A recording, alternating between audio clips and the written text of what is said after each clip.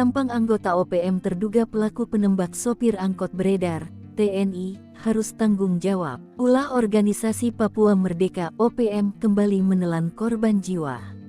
Sekelompok anggota OPM kembali melakukan teror di wilayah Paniai, Provinsi Papua Tengah, Selasa tanggal 11 Juni tahun 2024. Akibatnya, seorang sopir angkot bernama Rusli, 40, tewas akibat tembakan dari anggota OPM. Rusli yang merupakan warga Makassar ini menjadi korban keganasan sejumlah gerombolan OPM kelompok Undius Kogoya. Ia ditembak di dalam mobilnya, bahkan mobilnya tersebut dibakar oleh gerombolan OPM tersebut.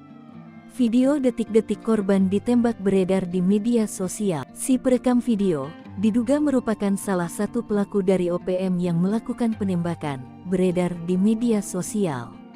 Ia dengan percaya dirinya menunjukkan sang sopir yang sudah terbujur kaku. Menanggapi insiden yang terjadi, aparat keamanan APKAM gabungan segera melakukan langkah cepat dan terkoordinir untuk mengevakuasi jenazah korban.